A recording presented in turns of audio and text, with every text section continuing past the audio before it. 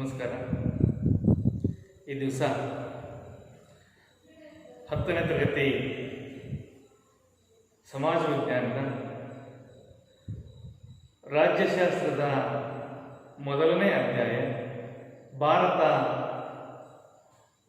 ಎದುರಿಸುತ್ತಿರುವ ಸವಾಲುಗಳು ಅಥವಾ ಸಮಸ್ಯೆಗಳು, ಈ ಅಧ್ಯಾಯದ ಬಗ್ಗೆ ಸಂಪೂರ್ಣವಾಗಿರುವಂತಹ ಮಾಹಿತಿಯನ್ನು ನಾವು ಈ ದಿವಸ ತಿಳಿಯೋಣ. ಭಾರತ 1947 ಆಗಸ್ಟ್ 15ರಂದು ಸ್ವಾತಂತ್ರ್ಯವನ್ನು ಹೊಂದುತ್ತದೆ. ಆ ಸಂದರ್ಭದಲ್ಲಿ ಭಾರತ ಆಂತರಿಕವಾಗಿ ಮತ್ತು ಬಾಹ್ಯವಾಗಿ ಅನೇಕ ಸಮಸ್ಯೆಗಳನ್ನು ಎದುರಿಸುತ್ತದೆ. 47ರ ನಂತರ ಭಾರತ ಆಂತರಿಕವಾಗಿಯೂ ಮತ್ತು ಬಾಹ್ಯವಾಗಿಯೂ ಸಾಕಷ್ಟು ಸಮಸ್ಯೆಗಳನ್ನು ಎದುರಿಸುತ್ತದೆ. ಆ ಸಮಸ್ಯೆಗಳು ಅಂತ ನಾವು ಆಂತರಿಕವಾದಂಥ ಸಮಸ್ಯೆಗಳನ್ನು ಪಟ್ಟಿ ಮಾಡೋದಾದರೆ ನಿರುದ್ಯೋಗ, ಆಹಾರ ಸಮಸ್ಯೆ,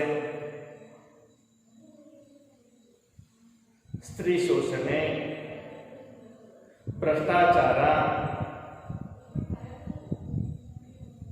ಕೋಮುವಾದ, ಜಾತೀಯತೆ, ಪ್ರಾಂತೀಯತೆ, ಈ ರೀತಿ ಅನೇಕ ಸಮಸ್ಯೆಗಳನ್ನು ಸ್ವಾತಂತ್ರ್ಯ ನಂತರ ಭಾರತ ಆಂತರಿಕವಾಗಿ ಎದುರಿಸುತ್ತಿರುವಂತಹ ಸಮಸ್ಯೆಗಳಾಗಿವೆ. ಹಾಗಾದರೆ ನಾವು ಈ ಸಮಸ್ಯೆಗಳನ್ನು ಯಾವ ರೀತಿಯಾಗಿ ನಿರ್ಮೂಲನೆ ಮಾಡಬಹುದಾಗಿದೆ, ಈ ಸಮಸ್ಯೆಗಳಿಗೆ ಯಾವ ರೀತಿಯಾದಂತಹ ಪರಿಹಾರೋಪಾಯಗಳನ್ನು ಕಂಡುಕೊಳ್ಳಬೇಕಾಗಿದೆ, ಉತ್ತಮವಾದಂತಹ ಆಡಳಿತ ಮಾರ್ಗದ ಮೂಲಕವಾಗಿ, ದಕ್ಷಯುತವಾದಂತಹ ಆಡಳಿತ ಮಾರ್ಗದ ಮೂಲಕವಾಗಿ, ನಿಷ್ಪಕ್ಷಪಾತವಾದಂತಹ ವ್ಯವಸ್ಥೆಯಿಂದಾಗಿ ನಾವು ಸ್ವಾತಂತ್ರ್ಯ ನಂತರ ಪ್ರಜಾಸತ್ತಾತ್ಮಕ ಅಥವಾ ಪ್ರಜಾಪ್ರಭುತ್ವ ಸಿದ್ಧಾಂತವನ್ನು ಅಳವಡಿಸಿಕೊಂಡು ಭಾರತ ಈ ಎಲ್ಲ ಸಮಸ್ಯೆಗಳಿಗೆ, ಆಂತರಿಕವಾಗಿರುವಂತಹ ಎಲ್ಲ ಸಮಸ್ಯೆಗಳಿಗೂ ಸಾಕಷ್ಟು ರೀತಿಯಾದ ಪರಿಹಾರೋಪಾಯಗಳನ್ನು ಕಂಡುಕೊಳ್ಳುವಂತಹ ವ್ಯವಸ್ಥೆಯನ್ನು ಕೂಡ ನಾವು ಈ ಅಧ್ಯಾಯದಲ್ಲಿ ನೋಡಬಹುದಾದಂತಹ ಅಂಶಗಳಾಗಿವೆ. ಹಾಗಾದರೆ ಭಾರತ ಸಾವಿರಾರು ಸಮಸ್ಯೆಗಳನ್ನು ಸ್ವಾತಂತ್ರ್ಯ ನಂತರ ಎದುರಿಸುತ್ತಿರ್ತಕ್ಕಂಥ ಸಮಸ್ಯೆಗಳಾಗಿವೆ. ದೇಶದ ಅಭಿವೃದ್ಧಿಯ ದೃಷ್ಟಿಯಿಂದ ಯಾವೆಲ್ಲ ಸಮಸ್ಯೆಗಳು ದೇಶದ ಅಭಿವೃದ್ಧಿಗೆ ತೊಡಕಾಗಿರುವಂಥ ಸಮಸ್ಯೆಗಳು ಅನ್ನೋದನ್ನು ಕೆಲವೊಂದಿಷ್ಟು ಸಮಸ್ಯೆಗಳನ್ನು ಮಾತ್ರ ನಾವು ಈ ಅಧ್ಯಾಯದಲ್ಲಿ ನೋಡಬಹುದಾದಂತಹ ಸಮಸ್ಯೆಗಳು. ಆ ಸಮಸ್ಯೆಗಳಿಗೆ ಸರ್ಕಾರಗಳು ಮತ್ತು ಸಂವಿಧಾನದಲ್ಲಿ ಇರುವಂತಹ ನಿರ್ಮೂಲನಾ ಅಥವಾ ಪರಿಹಾರೋಪಾಯ ಕ್ರಮಗಳ ಬಗ್ಗೆ ಈ ಅಧ್ಯಾಯದಲ್ಲಿ ಸಂಪೂರ್ಣವಾಗಿ ನಾವು ಈ ದಿವಸ ತಿಳಿಯೋಣ. ಮೊದಲನೇದಾಗಿ ನಿರುದ್ಯೋಗ. ಮೊದಲನೇ ಭಾರತದ ಒಂದು ಪ್ರಮುಖವಾಗಿರುವಂತಹ ಸಮಸ್ಯೆ ಯಾವುದು ಅಂತ ಹೇಳಿದ್ರೆ ನಿರುದ್ಯೋಗ. ಹಾಗೆ ನಿರುದ್ಯೋಗ ಎಂದರೇನು? ನಿರುದ್ಯೋಗ ಎಂದರೇನು? ಕೆಲಸ ಮಾಡಲು ಸಿದ್ಧವಿದ್ದು, ಕೆಲಸ ಮಾಡಲು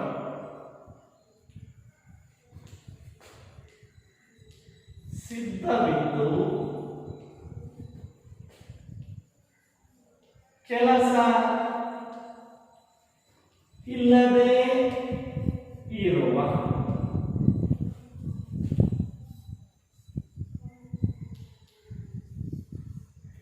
ಸ್ಥಿತಿಯನ್ನೇ ನಿರುದ್ಯೋಗ ಎಂದು ಕರೆಯುತ್ತೇವೆ. ಕೆಲಸ ಮಾಡಲು ಸಿದ್ಧವಿದ್ದು, ಯಾವುದೇ ರೀತಿಯ ಕೆಲಸ ಇಲ್ಲದೇ ಇರುವಂತಹ ಸಮಸ್ಯೆಯನ್ನ ನಾವು ನಿರುದ್ಯೋಗ ಎಂದು ಕರೆಯುತ್ತೇವೆ.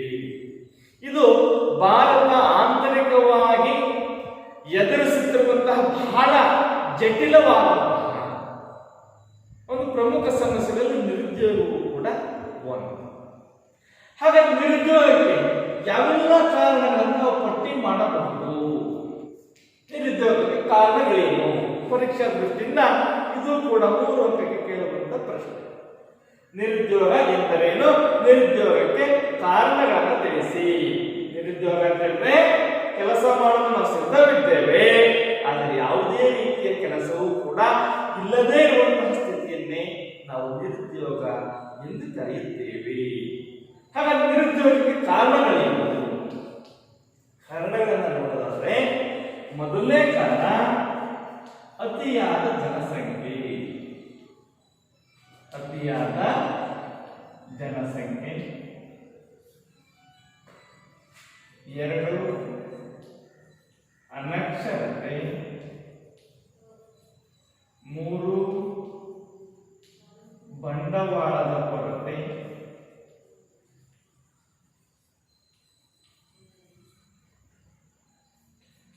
4 ಕೌಶಲ್ಯ ಆಧಾರಿತ ಶಿಕ್ಷಣದ ಕೊರತೆ.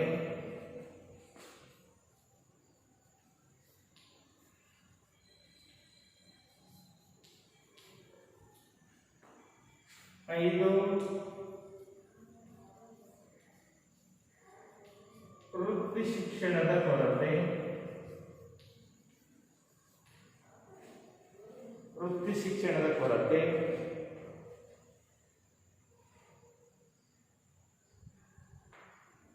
6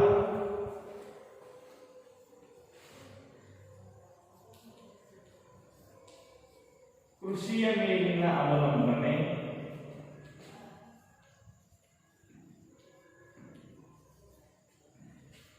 7 ನೈಸರ್ಗಿಕ ಸಂಪನ್ಮೂಲಗಳ ಕೊರತೆ.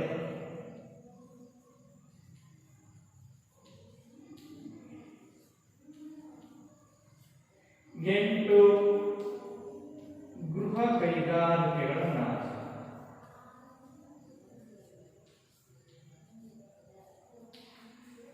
ಈ ಎಲ್ಲಾ ಸಮಸ್ಯೆಗಳು ಕೂಡ ನಿರುದ್ಯೋಗಕ್ಕೆ ಕಾರಣಗಳಾಗಿವೆ.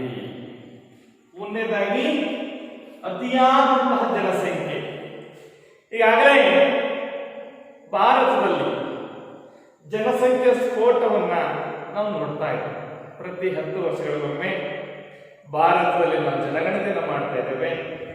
ಪ್ರಸ್ತುತ ದಿನಮಾನಗಳಲ್ಲಿ ಈಗಾಗಲೇ ಭಾರತದ ಜನಸಂಖ್ಯೆ 130 ಕೋಟಿ ದಾಟಿರುವಂಥದ್ದನ್ನು ಕೂಡ ನಾವು ನೋಡ್ತಾ ಇದ್ದೀವಿ.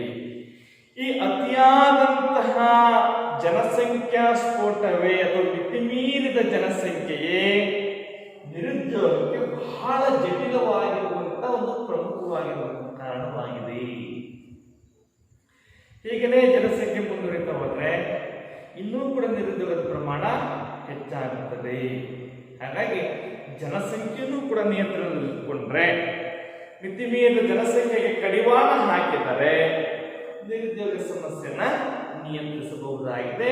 ಈ ನಿಟ್ಟಿನಲ್ಲಿ ನಿರುದ್ಯೋಗಕ್ಕೆ ಮೊದಲನೇ ಬಹಳ ಪ್ರಮುಖವಾಗಿರುವಂತಹ ಕಾರಣ ಅಂತ ಹೇಳುವುದಾದ್ರೆ ಅತಿಯಾದ ಜನಸಂಖ್ಯೆಯೇ ನಿರುದ್ಯೋಗಕ್ಕೆ ಒಂದು ಪ್ರಮುಖವಾಗಿರುವಂತಹ ಕಾರಣವಾಗಿರುವಂಥದ್ದು. ಜೊತೆಗೆ ಅನಕ್ಷರತೆ ಕೂಡ ನಿರುದ್ಯೋಗಕ್ಕೆ ಒಂದು ಪ್ರಮುಖವಾಗಿರುವಂತಹ ಕಾರಣ. ಯಾವ ಉದ್ಯೋಗವನ್ನು ಮಾಡಬೇಕು, ಯಾವ ರೀತಿಯಾದಂತಹ ಬಂಡವಾಳವನ್ನು ಕ್ರೋಢೀಕರಣ ಮಾಡಬೇಕು ಅನ್ನುವಂತಹ ಜ್ಞಾನದ ಕೊರತೆ ಇದ್ದಾಗ ಯಾವ ಉದ್ಯೋಗವನ್ನೂ ಕೂಡ ಮಾಡಲಿಕ್ಕೆ ಸಾಧ್ಯವಾಗುವುದಿಲ್ಲ. ಹಾಗಾಗಿ ಇವತ್ತಿನ ದಿನಮಾನಗಳಲ್ಲಿ ಅನಕ್ಷರತೆಯೂ ಕೂಡ ನಿರುದ್ಯೋಗಕ್ಕೆ ಬಹಳ ಪ್ರಮುಖವಾಗಿರುವಂತಹ ಕಾರಣವಾಗಿದೆ. ಮೂರನೇ ಒಂದು ಪ್ರಮುಖವಾಗಿರ್ತಕ್ಕಂಥ ಕಾರಣ ಬಂಡವಾಳದ ಕೊರತೆ. ಸಾಕಷ್ಟು ಜ್ಞಾನ ಇರುತ್ತದೆ, ಕೆಲಸದ ಬಗ್ಗೆ ಸಾಕಷ್ಟು ವಿಧ ವಿಧವಾದಂತಹ ಕೆಲಸವನ್ನು ಮಾಡಲಿಕ್ಕೆ ಸಾಕಷ್ಟು ವಿಧವಾದಂತಹ ಪರಿಣಿತಿ ಇರುತ್ತದೆ. ಆದರೆ ಬಂಡವಾಳ ಅಥವಾ ಹಣದ ಕೊರತೆ ಎದುರಾಗುತ್ತದೆ.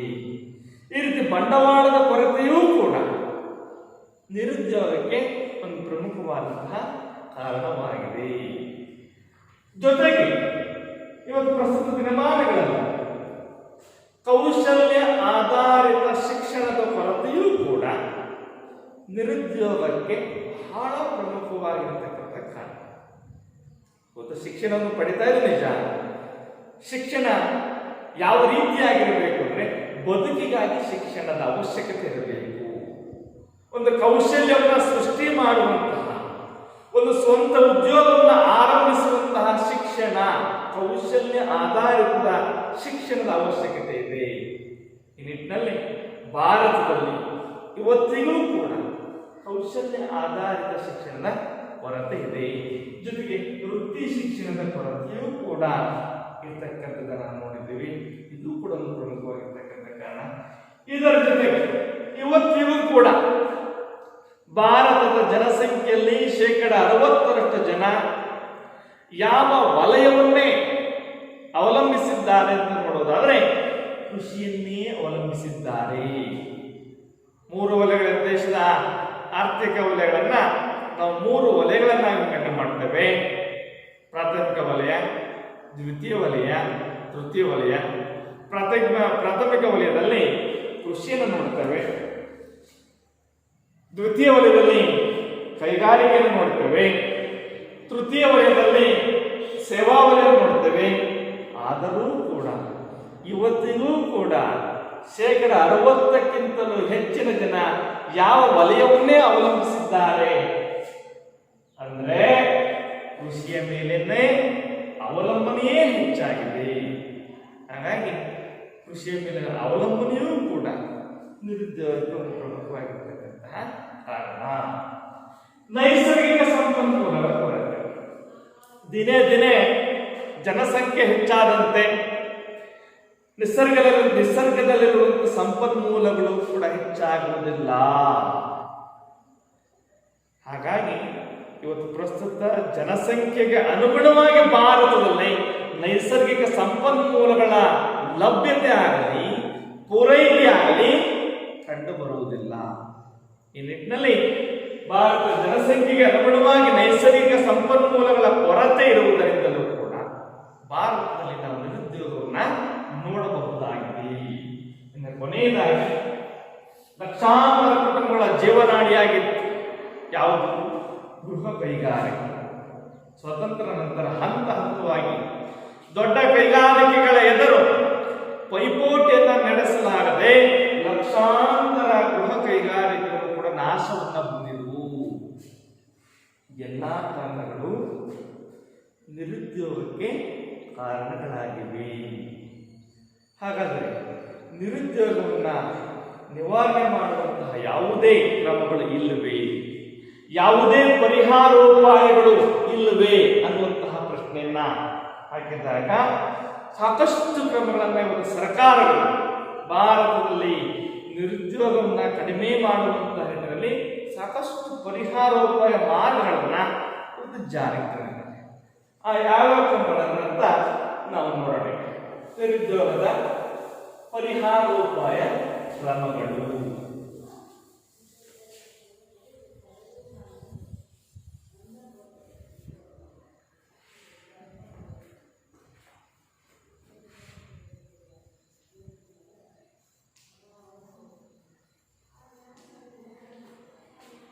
ಪರಿಹಾರೋಪಾಯ ಕ್ರಮಗಳು. ಒಂದನೇದಾಗಿ ಸಹಾಯಧನ ನೀಡುವುದು.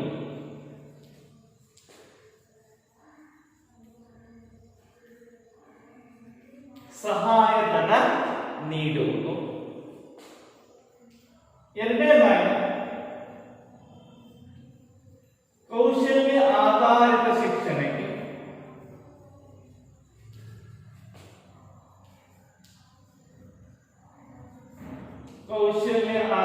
ಶಿಕ್ಷಣಕ್ಕೆ ಒತ್ತು ನೀಡುವುದು.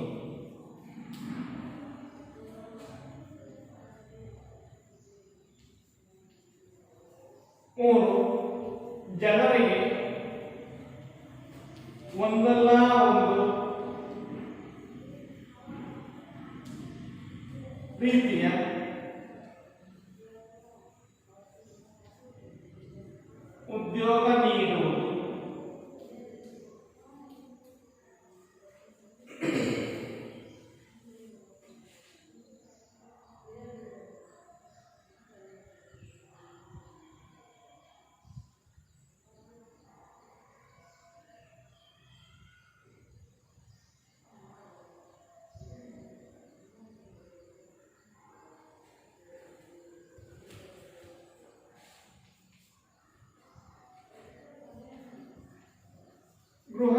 ಕೈಗಾರಿಕೆಗಳಿಗೆ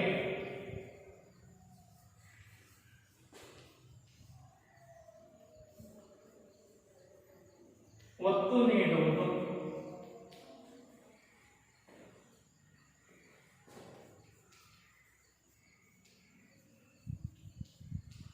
ಸ್ವಯಂ ಉದ್ಯೋಗಕ್ಕೆ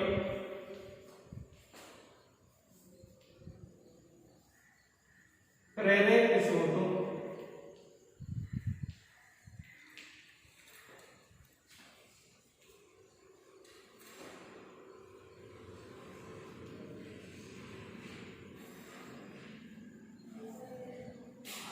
ಜನಸಂಖ್ಯಾ ನಿಯಂತ್ರಣ,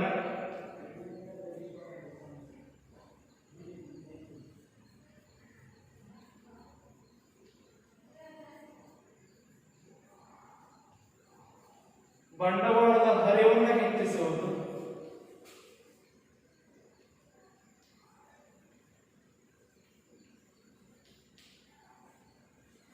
ಈ ರೀತಿ ಈ ಎಲ್ಲಾ ಕ್ರಮಗಳನ್ನು ಜಾರಿಗೆ ತರುವುದರ ಮೂಲಕವಾಗಿ ನಿರುದ್ಯೋಗವನ್ನು ನಿವಾರಣೆ ಮಾಡಬಹುದಾಗಿದೆ.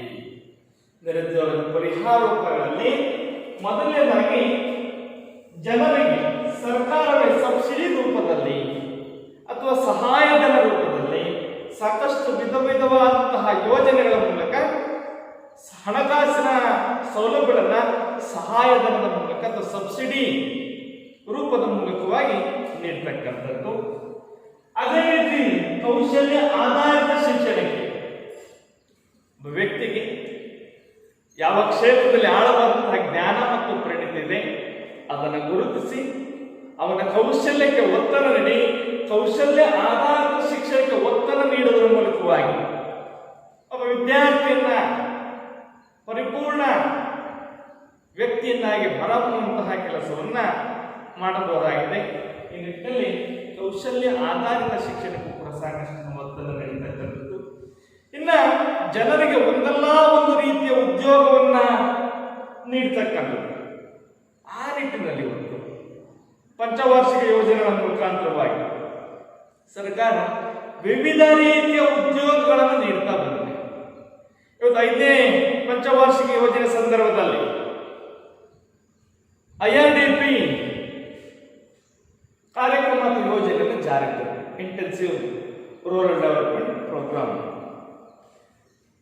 ಈ ರೀತಿ ಆ ಪಂಚವಾರ್ಷಿಕ ಯೋಜನೆಗಳ ನಂತರ ಪ್ರತಿಯೊಬ್ಬರಿಗೂ ಕೂಡ ಉದ್ಯೋಗವನ್ನ ಒದಗಿಸುವಂತ ನಿಟ್ಟಿನಲ್ಲಿ ಇವತ್ತಿನ ಜಾರಿಗೆ ತಂದಿದೆ. ಪ್ರಧಾನಮಂತ್ರಿ ಗ್ರಾಮ ಸಡಕ್ ಯೋಜನೆಯನ್ನು ಜಾರಿಗೆ ತಂದಿದೆ. ಜವಾಹರ್ ರೋಜ್ಗಾರ್ ಯೋಜನೆಯನ್ನು ಜಾರಿಗೆ ತಂದಿದೆ. 10 ಹಲವು ಯೋಜನೆಗಳನ್ನ ಜನರಿಗೆ ಒಂದಲ್ಲ ಒಂದು ರೀತಿಯ ಉದ್ಯೋಗವನ್ನ ಒದಗಿಸಿಕೊಡುವಂತಹ ನಿಟ್ಟಿನಲ್ಲಿ ಜಾರಿಗೆ ತಂದಂತಹ ಯೋಜನೆಗಳಾಗಿವೆ. ಇದು ಕೂಡ ನಿರುದ್ಯೋಗವನ್ನ ನಿರ್ಮೂಲನೆ ಮಾಡುವಂತಹ ನಿಟ್ಟಿನಲ್ಲಿ ಜಾರಿಗೆ ತಂದಿರುವಂತಹ ಯೋಜನೆಗಳು. ಒಂದು ಕಾಲದಲ್ಲಿ ಜೀವನಾಡಿ ಅಂತ ಕರೆಸ್ಕೊಳ್ತಾ ಇದ್ರು ಗೃಹ ಕೈಗಾರಿಕೆ. ಆ ಗೃಹ ಕೈಗಾರಿಕೆಗಳು ದೊಡ್ಡ ಕೈಗಾರಿಕೆಗಳ ಪೈಪೋಟಿಯನ್ನು ಎದುರಿಸಲಾಗದೆ ನಾಶವಾದ ಪ್ರಸ್ತುತ ದಿನಮಾನಗಳಲ್ಲಿ ಮತ್ತೆ ಪುನಃ ಗೃಹ ಕೈಗಾರಿಕೆಗಳ ಸ್ಥಾಪನೆಗೆ ಒತ್ತು ನೀಡಿರ್ತಕ್ಕಂಥದ್ದು ಕೂಡ ನಿರುದ್ಯೋಗ ನಿರ್ಮೂಲನೆಗೆ ಬಹಳ ಪ್ರಮುಖವಾಗಿರ್ತಕ್ಕಂತಹ ಒಂದು ಪರಿಹಾರ ಉಪಕ್ರಮವಾಗಿದೆ. ಸ್ವಯಂ ಉದ್ಯೋಗಕ್ಕೆ ಅವಕಾಶವನ್ನು ಕಲ್ಪಿಸಿಕೊಡ್ತಕ್ಕಂಥ ಸರ್ಕಾರವೇ ಸ್ವಂತ ಉದ್ಯೋಗಕ್ಕೆ ಇವತ್ತು ಮುದ್ರಾ ಅನ್ನುವಂತಹ ಯೋಜನೆಯೂ ಕೂಡ ಕೇಂದ್ರ ಸರ್ಕಾರ ಜಾರಿ ತಂದಿರತಕ್ಕಂಥದ್ದು. ಸ್ವಯಂ ಉದ್ಯೋಗವನ್ನು ಮಾಡಲಿಕ್ಕೆ ಯಾವ ಯುವಕರು ನಾವು ಸ್ವಂತ ಉದ್ಯೋಗವನ್ನು ಮಾಡುತ್ತೇವೆ ಅಂತ ಮುಂದೆ ಬಂದ್ರೆ ಅಂತಹ ಯುವಕರನ್ನ ಗುರುತಿಸಿ ಮುದ್ರಾ ಯೋಜನೆಯ ಅಡಿ ಸಾಲ ಸೌಲಭ್ಯವನ್ನು ನೀಡುವಂತಹ ಇವತ್ತು ಕಾರ್ಯವನ್ನ ಕೇಂದ್ರ ಸರ್ಕಾರ ಮಾಡ್ತಾ ಬಂದಿದೆ. ಹಾಗಾಗಿ ಸ್ವಂತ ಉದ್ಯೋಗ ಸ್ವಯಂ ಉದ್ಯೋಗಕ್ಕೆ ಪ್ರೇರೇಪಣೆ ಮಾಡತಕ್ಕಂಥ ಕೂಡ ಒಂದು ನಿರುದ್ಯೋಗ ನಿರ್ಮೂಲನೆಗೆ ಪ್ರಮುಖವಾಗಿರ್ತಕ್ಕಂಥ ಅಂಶ. ಇವೆಲ್ಲವರ ಜೊತೆಗೆ ಜನಸಂಖ್ಯೆ ಕಡಿವಾಣ ಹಾಕಬೇಕು, ಜನಸಂಖ್ಯೆಯನ್ನು ನಿಯಂತ್ರಣ ಮಾಡಲಿಕ್ಕೆ ಮುಂದಾಗಬೇಕು. ಇದು ಕೂಡ ಇವತ್ತು ಸಾಕಷ್ಟು ಜನಸಂಖ್ಯಾ ನೀತಿಗಳನ್ನು ಜಾರಿಗೆ ತರ್ತಾ ಇದೆ ಸರ್ಕಾರ. ಈ ಜನಸಂಖ್ಯಾ ನಿಯಂತ್ರಣವನ್ನು ಕೂಡ ನಿರುದ್ಯೋಗ ನಿವಾರಣೆ ಮಾಡಲು ಬಹಳ ಪ್ರಮುಖವಾಗಿರುವಂತಹ ಅಂಶ ಅಂತ ಹೇಳಿದ್ರೆ ಅದು ಜನಸಂಖ್ಯಾ ನಿಯಂತ್ರಣ. ಇದರ ಜೊತೆಗೆ ಬಂಡವಾಳದ ಹರಿವನ್ನು ಹೆಚ್ಚಿಸ್ತಕ್ಕಂಥ, ಯಥೇಚ್ಛವಾಗಿ ಬಂಡವಾಳವನ್ನು ಯಾರು ಸ್ವಂತ ಉದ್ಯೋಗ ಮಾಡ್ತಾರೋ, ಗೃಹ ಕೈಗಾರಿಕೆಗಳು, ಸಣ್ಣ ಕೈಗಾರಿಕೆಗಳಿಗೂ ಹಣವನ್ನು ಪೂರೈಕೆ ಮಾಡ್ತಾರೆ. ಇವೆಲ್ಲವೂ ಕೂಡ ನಿರುದ್ಯೋಗ ನಿರ್ಮೂಲನೆಗೆ ಪರಿಹಾರೋಪಾಯ ಕ್ರಮಗಳಾಗಿವೆ. ಇದು ನಮ್ಮ ದೇಶ ಆಂತರಿಕವಾಗಿ ಎದುರಿಸುತ್ತಿರುವಂತಹ ಬಹಳ ಪ್ರಮುಖ ಸಮಸ್ಯೆಯಾಗಿದೆ. ಆ ಸಮಸ್ಯೆಗಳಿಗೆ ಪರಿಹಾರೋಪಾಯಗಳನ್ನು ಕೂಡ ಈಗಾಗಲೇ ಸರ್ಕಾರ ಹಂತ ಹಂತವಾಗಿ ಜಾರಿಗೊಳಿಸಿದೆ. ಇದು ಮೊದಲನೇ ಸಮಸ್ಯೆ. ಹಾಗಾದ್ರೆ ಮುಂದಿನ ಸಮಸ್ಯೆ, ಮುಂದಿನ ಸವಾಲು ಯಾವುದು ಅಂತಂದ್ರೆ ಭ್ರಷ್ಟಾಚಾರ. ಯಾವುದು? ಭ್ರಷ್ಟಾಚಾರ.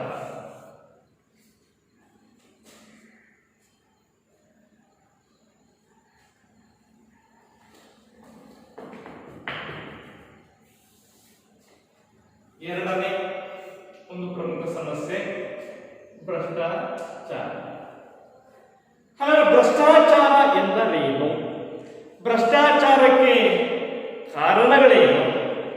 ಭಾರತದಲ್ಲಿ ಭ್ರಷ್ಟಾಚಾರವನ್ನು ಯಾವ ರೀತಿ ನಿಯಂತ್ರಿಸಬಹುದು? ಭ್ರಷ್ಟಾಚಾರದ ಪರಿಹಾರೋಪಾಯ ಕ್ರಮಗಳು ಯಾವುವು ಅನ್ನೋದನ್ನ ನಾವು ಈ ಅಂಶದಲ್ಲಿ ತಿಳಿಯೋಣ. ಮೊದಲನೇ ಭ್ರಷ್ಟಾಚಾರ ಎಂದರೇನು? ಭ್ರಷ್ಟಾಚಾರ ಅಂದ್ರೆ ಲಂಚವನ್ನ ಕೊಡುವುದು,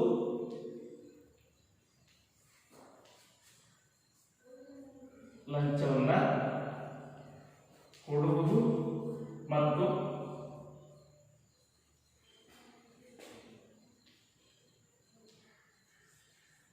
ಪಡೆಯುವುದನ್ನೇ ನಾವು ಭ್ರಷ್ಟಾಚಾರ ಎಂದು ಕರೆಯುತ್ತೇವೆ.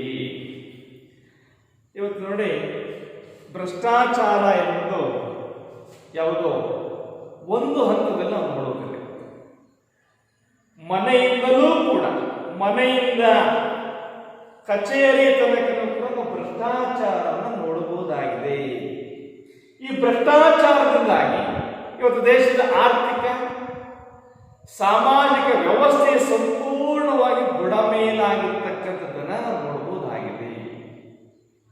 ಈ ರೀತಿ ಸಾಕಷ್ಟು ಈ ಭ್ರಷ್ಟಾಚಾರ ಅಂಶ ಭಾರತವನ್ನ ಅಥವಾ ದೇಶವನ್ನ ನೈತಿಕವಾಗಿ ಅಧಪತನಕ್ಕೆ, ಆರ್ಥಿಕ ದುಸ್ಥಿತಿಗೆ, ಸಾಮಾಜಿಕ ಅವನತಿಗೆ ಕಾರಣವಾಗಿರ್ತಕ್ಕಂತಹ ಬಹಳ ಪ್ರಮುಖವಾಗಿರ್ತಕ್ಕಂಥ ದೇಶದ ಆಂತರಿಕ ಸಮಸ್ಯೆ ಅಂತ ಹೇಳಿದ್ರೆ ಅದು ಭ್ರಷ್ಟಾಚಾರ. ಲಂಚವನ್ನ ಕೊಡುವುದು ಮತ್ತು ಲಂಚವನ್ನು ಪಡೆಯುವುದನ್ನು ನಾವು ಭ್ರಷ್ಟಾಚಾರ ಎಂದು ಕರೆಯುತ್ತೇವೆ. ಹಾಗಾದ್ರೆ ಭ್ರಷ್ಟಾಚಾರಕ್ಕೆ ಏನು ಕಾರಣಗಳು? ಒಂದನೇ ಕಾರಣ ಸೂಕ್ತ ಮೇಲ್ವಿಚಾರಣೆ ನಡೆಸದೇ ಇರುವುದು. ಸೂಕ್ತವಾದ ಮೇಲ್ವಿಚಾರಣೆ ನಡೆಸದೇ ಇರುವುದು. ಎರಡು, ದುರ್ಬಲವಾದ ಕಾನೂನು ವ್ಯವಸ್ಥೆ.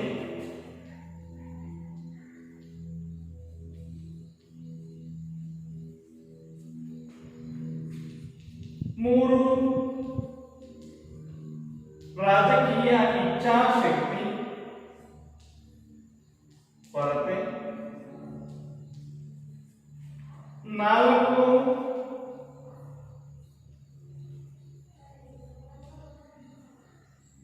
ಸಾರ್ವಜನಿಕ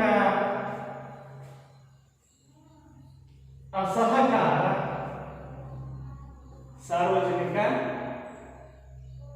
ಅಸಹಕಾರ ಇವೆಲ್ಲವೂ ಕೂಡ ಈ ಭ್ರಷ್ಟಾಚಾರಕ್ಕೆ ಕಾರಣವಾಗಿರುವಂತಹ ಬಹಳ ಪ್ರಮುಖವಾಗಿರುವಂತಹ ಅಂಶಗಳು. ಸೂಕ್ತ ಮೇಲ್ವಿಚಾರಣೆ. ಒಬ್ಬ ಅಧಿಕಾರಿಯಾಗಿ, ಒಬ್ಬ ವ್ಯಕ್ತಿಯಾಗಿ ಭ್ರಷ್ಟಾಚಾರದಲ್ಲಿ ಪಾಲ್ಗೊಂಡಿದ್ದಾನೆ, ಯಾರಾದರೂ ಕೂಡ ದೂರು ನೀಡಿದರೆ ಆ ವ್ಯಕ್ತಿಯ ಮೇಲೆ ಒಂದು ಸೂಕ್ತವಾದ ಮೇಲ್ವಿಚಾರಣೆಯನ್ನು ನಡೆಸಬೇಕು. ಆ ವ್ಯಕ್ತಿ ತಪ್ಪಿತಸ್ಥನಾಗಿದ್ರೂ ಕೂಡ ಆ ಮೇಲ್ವಿಚಾರಣೆಯನ್ನು ನಡೆಸುವಂತಹ ವ್ಯಕ್ತಿಯೇ ಭ್ರಷ್ಟಾಚಾರಕ್ಕೆ ಒಳಗಾಗಿ ಭ್ರಷ್ಟಾಚಾರಕ್ಕೆ ಒಳಗಾದ ವ್ಯಕ್ತಿಯನ್ನು ಏನು ಮಾಡಬಹುದು, ಈ ವ್ಯಕ್ತಿ ತಪ್ಪಿತಸ್ಥನಲ್ಲ ಎಂದು ಘೋಷಣೆ ಮಾಡುವಂತ ಪರಿಸ್ಥಿತಿಯನ್ನು ಈಗಾಗಲೇ ನಾವು ಭಾರತದಲ್ಲಿ ನೋಡ್ತಾ ಬಂದಿದ್ದೇವೆ. ಈ ನಿಟ್ಟಿನಲ್ಲಿ ಸೂಕ್ತವಾದಂತಹ ಮೇಲ್ವಿಚಾರಣೆ ನಡೆಸದೇ ಇರುವುದು ಕೂಡ ಭ್ರಷ್ಟಾಚಾರಕ್ಕೆ ಮೊದಲನೇ ಒಂದು ಪ್ರಮುಖವಾಗಿರ್ತಕ್ಕಂತಹ ಕಾರಣವಾಗಿದೆ. ದುರ್ಬಲವಾದಂತಹ ಕಾನೂನು, ಅಧಿಕಾರಿಯಾಗಿರಲಿ, ರಾಜಕೀಯ ಧುರೀಣರೇ ಆಗಿರಲಿ, ಸಾಮಾನ್ಯ ವ್ಯಕ್ತಿನೇ ಆದರೂ ಕೂಡ ಒಬ್ಬ ವ್ಯಕ್ತಿ, ಒಂದು ಸಂಸ್ಥೆ ಭ್ರಷ್ಟಾಚಾರಕ್ಕೆ ಒಳಗಾದಂತಹ ಸಂದರ್ಭದಲ್ಲಿ ಭ್ರಷ್ಟಾಚಾರಕ್ಕೆ ಒಳಗಾದಂತಹ ವ್ಯಕ್ತಿಗೆ ಕಠಿಣವಾದಂತಹ ಶಿಕ್ಷೆಯನ್ನು ನೀಡುವಂತಹ ಕಾನೂನಿನ ವ್ಯವಸ್ಥೆಯು ಕೂಡ ನಮ್ಮಲ್ಲಿ ಇಲ್ಲದೇ ಇರತಕ್ಕಂಥದ್ದು. ಇದ್ದರೂ ಕೂಡ ಆ ಕಾನೂನಿನ ಕೊಂಡಿಯನ್ನು ಯಾವ ರೀತಿಯ ಆ ಬಂಧನದಿಂದ ಮುಕ್ತಗೊಳಿಸಬಹುದು ಅಂತ, ಮುಕ್ತಿಯನ್ನ ಹೊಂದಬಹುದು ಅಂತ ಸಾಕಷ್ಟು ರೀತಿಯಂತಹ ಬೇರೆ ಬೇರೆ ಅನ್ಯ ಮಾರ್ಗಗಳಿಂದಲೂ ಕೂಡ ಇವತ್ತು ಸಂಸ್ಥೆಗಳಾಗಲಿ ವ್ಯಕ್ತಿಗಳಾಗಲಿ ಏನು ಮಾಡ್ತಾರೆ, ಹೊರಗೆ ಬರ್ತಾರೆ. ಅದಕ್ಕೆ ಕಾರಣ ದುರ್ಬಲವಾಗಿರುವಂತಹ ಕಾನೂನು ವ್ಯವಸ್ಥೆ. ಇದು ಕೂಡ ಭ್ರಷ್ಟಾಚಾರದ ಒಂದು ಪ್ರಮುಖ ಕಾರಣವಾಗಿರ್ತಕ್ಕಂಥ. ಇನ್ನು ರಾಜಕೀಯ ಇಚ್ಛಾಶಕ್ತಿ ಕೊಡುತ್ತೆ. ಯಾಕಂದ್ರೆ ಇದು ಭ್ರಷ್ಟಾಚಾರ ಅಂತಕ್ಕಂಥದ್ದು ಕೇವಲ ಅಧಿಕಾರಿಗಳ ಮಟ್ಟದಲ್ಲಿ ಮಾತ್ರ ಇಲ್ಲ, ರಾಜಕೀಯ ಕ್ಷೇತ್ರದಲ್ಲೂ ಕೂಡ ಸಾಕಷ್ಟು ಭ್ರಷ್ಟಾಚಾರವನ್ನು ನಾವು ನೋಡ್ತಾ ಇದ್ದೇವೆ. ಇದು ಭ್ರಷ್ಟಾಚಾರವನ್ನು ನಾವು ನಿಯಂತ್ರಿಸಬೇಕಾದ್ರೆ, ಭ್ರಷ್ಟಾಚಾರವನ್ನು ನಾವು ಕಡಿಮೆ ಮಾಡಬೇಕಾದ್ರೆ ರಾಜಕೀಯ ಇಚ್ಛಾಶಕ್ತಿಯ ಅವಶ್ಯಕತೆಯೂ ಕೂಡ ನಮಗೆ ಅವಶ್ಯಕವಾಗಬೇಕು. ಆದರೆ ಪ್ರಸ್ತುತ ದಿನಮಾನಗಳಲ್ಲಿ ರಾಜಕೀಯ ಇಚ್ಛಾಶಕ್ತಿಯ ಕೊರತೆ ಭ್ರಷ್ಟಾಚಾರಕ್ಕೆ ಬಹಳ ಪ್ರಮುಖವಾಗಿರ್ತಕ್ಕಂಥ ಕಾರಣವಾಗಿದೆ. ಇವೆಲ್ಲವುಗಳ ಜೊತೆಗೆ ಯಾವುದೇ ಒಂದು ಕಾನೂನು ಯಶಸ್ವಿಯಾಗಿ ಅಥವಾ ಯಾವುದೇ ಒಂದು ಸಮಸ್ಯೆ ಯಶಸ್ಸನ್ನ ಹೊಂದಬೇಕಾದರೆ ಸಾರ್ವಜನಿಕ ಸಹಕಾರ ಬಹಳ ಮುಖ್ಯವಾಗಿ ಬೇಕಾಗಿರ್ತಕ್ಕಂಥ. ಈ ನಿಟ್ಟಿನಲ್ಲಿ ಭ್ರಷ್ಟಾಚಾರ ಇನ್ನೂ ಕೂಡ ಭಾರತದಲ್ಲಿ ದಿನದಿಂದ ದಿನಕ್ಕೆ ಹೆಚ್ಚುತ್ತಾ ಇದೆ ಅಂದ್ರೆ ಅದಕ್ಕೆ ಮೂಲ ಕಾರಣ ಸಾರ್ವಜನಿಕ ಸಹಕಾರ. ಎಲ್ಲಿಯ ತನಕ ಯಾವ ದೇಶದಲ್ಲಿ ಸಾರ್ವಜನಿಕ ಸಹಕಾರ ಕಂಡು ಬರುತ್ತದೆಯೋ ಅಲ್ಲಿಯ ತನಕ ಯಾವುದೇ ದೇಶ ಯಾವುದೇ ಸಮಸ್ಯೆಗಳಿಂದಲೂ ಕೂಡ ಮುಕ್ತವಾಗಲಿಕ್ಕೆ ಸಾಧ್ಯ ಇಲ್ಲ. ಹಾಗಾಗಿ ಇವತ್ತು ಭ್ರಷ್ಟಾಚಾರ ದಿನದಿಂದ ದಿನಕ್ಕೆ ಸಾಮಾಜಿಕ, ಆರ್ಥಿಕವಾಗಿ, ರಾಜಕೀಯವಾಗಿ ಹೆಚ್ಚಾಗ್ತಾ ಇರುತ್ತೆ. ಅದಕ್ಕೆ ಕಾರಣ ಬಹಳ ಪ್ರಮುಖವಾಗಿರ್ತಕ್ಕಂಥ ಕಾರಣ ಸಾರ್ವಜನಿಕ ಅಸಹಕಾರ. ಈ ನಿಟ್ಟಿನಲ್ಲಿ ಭ್ರಷ್ಟಾಚಾರಕ್ಕೆ ಈ 4 ಅಂಶಗಳು ಬಹಳ ಪ್ರಮುಖವಾಗಿರುವಂತಹ ಕಾರಣಗಳಾಗಿವೆ. ಹಾಗಾದ್ರೆ ಭಾರತದಲ್ಲಿ ಭ್ರಷ್ಟಾಚಾರವನ್ನೇ ನಿಯಂತ್ರಣ ಮಾಡಲಿಕ್ಕೆ ಸಾಧ್ಯ ಇಲ್ಲವೇ? ಭ್ರಷ್ಟಾಚಾರವನ್ನ ನಿರ್ಮೂಲನೆ ಮಾಡಲಿಕ್ಕೆ ಸಾಧ್ಯ ಇಲ್ಲವೇ? ಯಾವುದೇ ರೀತಿಯ ಪರಿಹಾರೋಪಾಯಗಳು ಇಲ್ಲವೇ? ನೋಡೋದಾದರೆ ಸಾಕಷ್ಟು ರೀತಿಯ ಪರಿಹಾರೋಪಾಯ ಕ್ರಮಗಳು ಇವೆ. ಹಾಗಾದ್ರೆ ಭ್ರಷ್ಟಾಚಾರ ನಿರ್ಮೂಲನೆಗೆ ಇರುವಂತಹ ಪರಿಹಾರೋಪಾಯ ಕ್ರಮಗಳು ಯಾವುವು?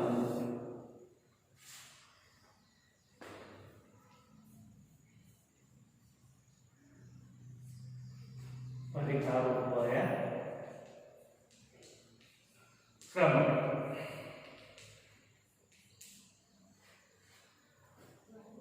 ಲೋಕಪಾಲ ಮತ್ತು ಲೋಕಾಯುಕ್ತ ಸಂಸ್ಥೆಗಳ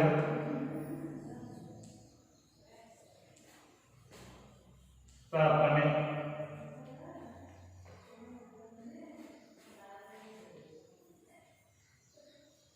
ನ್ಯಾಯಾಧೀಶರ ನೇಮಕ,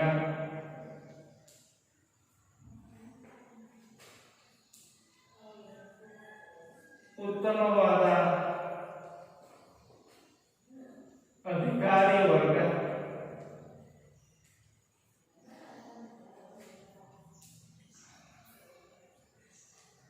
ರಾಜಕೀಯ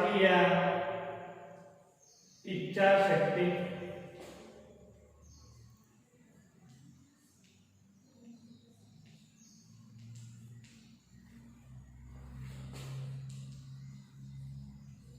ಸಾರ್ವಜನಿಕ ಸಹಕಾರ,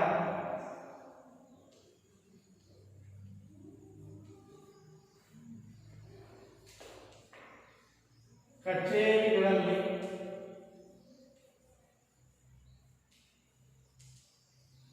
ಸಿಸಿ ಕ್ಯಾಮೆರಾಗಳ ಅಳವಡಿಕೆ,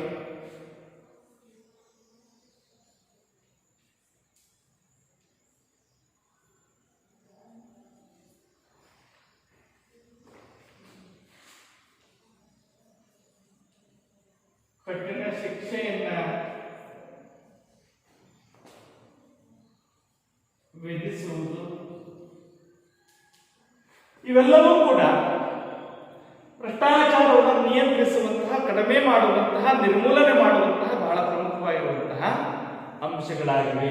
ಮೊದಲನೇದಾಗಿ ಕೇಂದ್ರದಲ್ಲಿ ಅಥವಾ ರಾಷ್ಟ್ರ ಮಟ್ಟದಲ್ಲಿ ಲೋಕಪಾಲ ಅನ್ನುವಂಥ ಸಂಸ್ಥೆಯನ್ನು ಸ್ಥಾಪನೆ ಮಾಡಿ ಈ ಸಂಸ್ಥೆಗೆ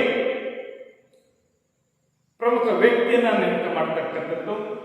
ಇನ್ನು ರಾಜ್ಯದಲ್ಲಿ ಬಂದರೆ ಲೋಕಾಯುಕ್ತ ಸಂಸ್ಥೆಗಳನ್ನು ಸ್ಥಾಪನೆ ಮಾಡಿ ಆ ಸಂಸ್ಥೆಗೆ ಒಂದು ಪ್ರಮುಖವಾಗಿರ್ತಕ್ಕಂತಹ ವ್ಯಕ್ತಿಯನ್ನು ನೇಮಕ ಮಾಡಿರ್ತಕ್ಕಂಥದ್ದು.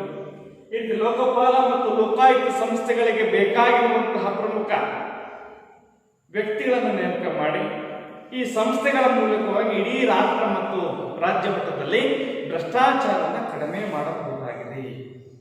ಇದರ ಜೊತೆಗೆ ನ್ಯಾಯಾಲಯದಲ್ಲಿ ನ್ಯಾಯಾಧೀಶರನ್ನು ನೇಮಕ ಮಾಡತಕ್ಕಂಥದ್ದು, ನ್ಯಾಯ ತೀರ್ಮಾನವನ್ನ ಹೆಚ್ಚು ಹೆಚ್ಚು ಬಹಳ ತ್ವರಿತವಾಗಿ ಏನು ಮಾಡ್ತಕ್ಕಂಥದ್ದು, ನ್ಯಾಯ ತೀರ್ಮಾನ ಮಾಡಬೇಕಾದ್ರೆ ನ್ಯಾಯಾಧೀಶರ ನೇಮಕವನ್ನು ಮಾಡಬೇಕು.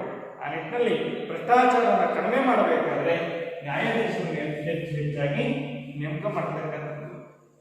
ಉತ್ತಮವಾದಂತಹ ಅಧಿಕಾರಿ ವರ್ಗ, ಇವತ್ತು ಎಲ್ಲ ಅಧಿಕಾರಿಗಳು ಕೂಡ ಅದಕ್ಷರು, ಅನ್ಯ ಮಾರ್ಗದಿಂದ ಹಣವನ್ನು ಮಾಡ್ತಕ್ಕಂಥದ್ದು ಹೇಳಿಕ್ಕೆ ಸಾಧ್ಯ ಇಲ್ಲ. ಉತ್ತಮವಾದ ಅಧಿಕಾರಿಗಳು ಕೂಡ ಇದ್ದಾರೆ. ಉತ್ತಮವಾದ ಅಧಿಕಾರಿಗಳನ್ನು ಕೂಡ ಭ್ರಷ್ಟಾಚಾರ ನಿಯಂತ್ರಣೆ ಮಾಡಲಿಕ್ಕೆ ಬಹಳ ಪ್ರಮುಖವಾಗಿರ್ತಕ್ಕಂತಹ ಒಂದು ಪರಿಹಾರೋಪಾಯ ಕ್ರಮವಾಗಿದೆ. ರಾಜಕೀಯ ಇಚ್ಛಾಶಕ್ತಿ, ಎಲ್ಲ ರಾಜಕೀಯ ಧುರೀಣರು ಕೂಡ ಕೆಟ್ಟವರು ಅಂತ ಹೇಳಲ್ಲ, ಒಳ್ಳೆಯವರು ಕೂಡ ಇದ್ದಾರೆ. ರಾಜಕೀಯ ಇಚ್ಛಾಶಕ್ತಿನೂ ಕೂಡ ಭ್ರಷ್ಟಾಚಾರದ ನಿಯಂತ್ರಣ ಮಾಡಲಿಕ್ಕೆ ಪ್ರಮುಖವಾಗಿರ್ತಕ್ಕಂಥ ಅಂಶ. ಸಾರ್ವಜನಿಕ ಸಹಕಾರ, ಕಚೇರಿಗಳಲ್ಲಿ ಸಿಸಿ ಕ್ಯಾಮೆರಾವನ್ನು ಅಳವಡಿಸಿ ಕಚೇರಿಯ ಒಂದು ಕಾರ್ಯನಿರ್ವಹಣೆಯನ್ನ ಹೆಚ್ಚು ಹೆಚ್ಚು ಮಾಡತಕ್ಕಂಥ ಇದರಲ್ಲಿ ಇವತ್ತು ಎಲ್ಲ ಕಚೇರಿಗಳಲ್ಲಿ ಕೂಡ ಸಿಸಿ ಕ್ಯಾಮೆರಾವನ್ನು ಅಳವಡಿಕೆ ಮಾಡಿಕೊಳ್ಳಲಾಗಿದೆ. ಇವೆಲ್ಲವುಗಳ ಜೊತೆಗೆ ಭ್ರಷ್ಟಾಚಾರಕ್ಕೆ ಒಳಗಾದ ವ್ಯಕ್ತಿಗೆ ಆಗಲಿ ಸಂಸ್ಥೆಗೆ ಆಗಲಿ ಕಠಿಣವಾದಂತಹ ಕಾನೂನನ್ನು ವಿಧಿಸಿದಾಗ ಆ ಕಾನೂನು ಇನ್ನೊಬ್ಬರಿಗೂ ಕೂಡ ಏನಾಗುತ್ತದೆ, ಭ್ರಷ್ಟಾಚಾರಕ್ಕೆ ಒಳಗಾಗದಂತೆ ಕಡಿಮೆ ಮಾಡುತ್ತದೆ. ಈ ನಿಟ್ಟಿನಲ್ಲಿ ಈ ಎಲ್ಲ ಕ್ರಮಗಳು ಭ್ರಷ್ಟಾಚಾರವನ್ನು ನಿಯಂತ್ರಿಸುವಂತಹ ಬಹಳ ಪ್ರಮುಖವಾಗಿರುವಂತಹ ಕ್ರಮಗಳಾಗಿವೆ. ಭ್ರಷ್ಟಾಚಾರ ಕೂಡ ದೇಶದ ಸಮಸ್ಯೆಗಳಲ್ಲಿ ಪ್ರಮುಖವಾಗಿರುವಂತಹ ಸಮಸ್ಯೆ. ಇನ್ನು ಮೂರನೇ ಸಮಸ್ಯೆ ತಾರತಮ್ಯ. ತಾರತಮ್ಯ ಅಥವಾ ಅಸಮಾನತೆ. ತಾರತಮ್ಯ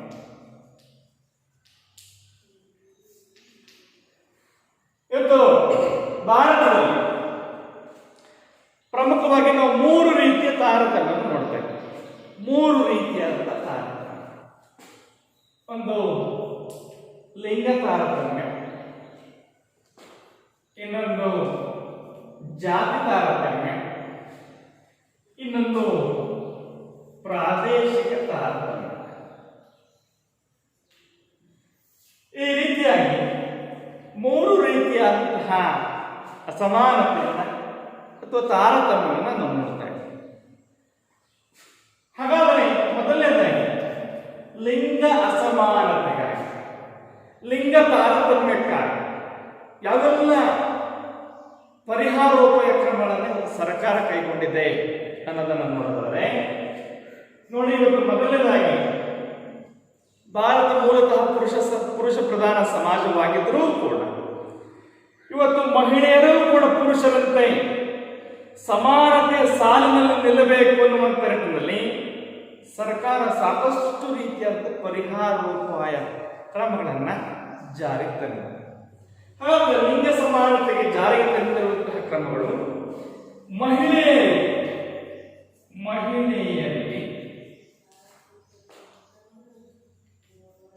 ಶಿಕ್ಷಣ ಮತ್ತು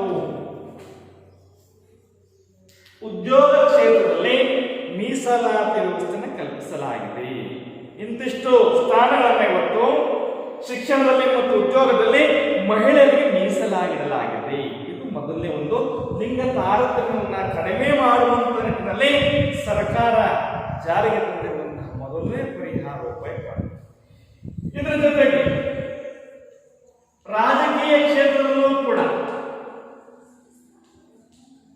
ಇಂತಿಷ್ಟು ಕ್ಷೇತ್ರಗಳನ್ನ ಮಹಿಳೆಯರಿಗೆ ಮೀಸಲಾಗಿಟ್ಟಿದೆ. ಈ ಎರಡೂ ಕ್ರಮಗಳನ್ನ ಜಾರಿಗೆ ತರುವುದರ ಮೂಲಕವಾಗಿ ಇವತ್ತು ದೇಶದಲ್ಲಿ ಮಹಿಳೆಯರು ಕೂಡ ಪುರುಷ ಪ್ರತಿನಿಧಿಸುವಂತಹ ಎಲ್ಲಾ ಸ್ಥಾನದಲ್ಲಿಯೂ ಕೂಡ ಇವತ್ತು ಪುರುಷನಂತೆ ಸರಿಸಾಲಿನಲ್ಲಿ ಇವತ್ತು ಮಹಿಳೆಯರು ಕೂಡ ಬಂದು ನಿಂತಿದ್ದಾರೆ. ಅದಕ್ಕೆ ಕಾರಣ ಲಿಂಗ ತಾರತಮ್ಯ ನಿವಾರಣೆ ಮಾಡಲಿಕ್ಕೆ ಸರ್ಕಾರ ಜಾರಿಗೆ ತಂದಿರುವಂತಹ ಕ್ರಮ.